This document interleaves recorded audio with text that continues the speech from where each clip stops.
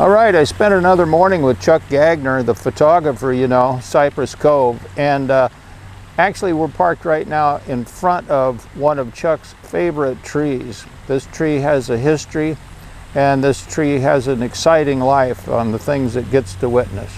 Chuck, tell me about your recent experience with this tree, and we're going to be showing the people the pictures that you got.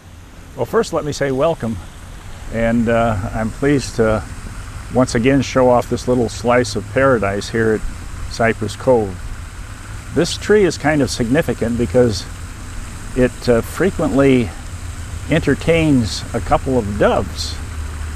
Now, we don't think of doves as being part of the exotic wildlife at Cypress Cove or Southwest Florida or wherever, but in fact, they are. And I've discovered that doves, while maybe they're not exotic to match some of the other wildlife, they're common sense. They have a keen personality, and they can demonstrate and show love unlike any other sets of wildlife or birds that I've seen out here. Hence we call them lovebirds. That's a nickname for them. How about that? We call them lovebirds. That's what makes this video experience noteworthy, because when it comes to mating in the animal world, it often looks more like rape. With no consideration for mutual consent, the male simply dominates. But as you will see, Eurasian collared doves are different.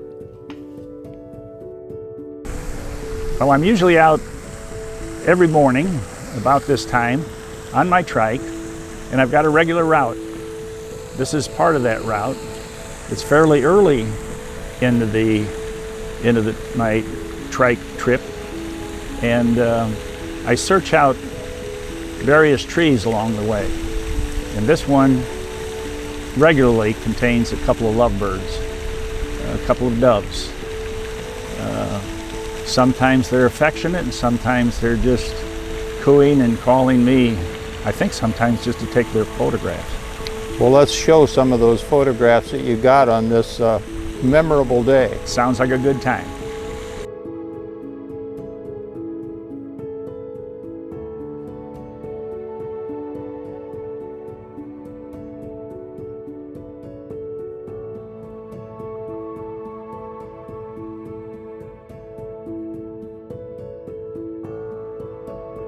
Loyalty and commitment are very much a part of the dove's way of life, and it's common to see these doves cuddling.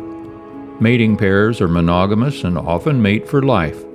They tend to act cooperatively in everything they do, from building the nest to incubation, raising the chicks. And when they lay eggs, it's almost just 2, but they can raise 3 or 4 broods each year. Incubation takes just 2 weeks. Now you know why they are nicknamed lovebirds.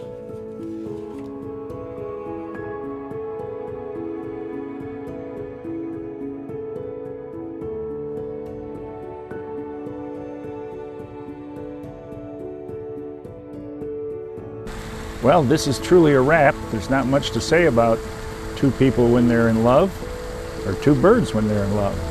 As a matter of fact, the more I think of watching these birds, the more anxious I am to get home to my Dolores, my bride of 67 years.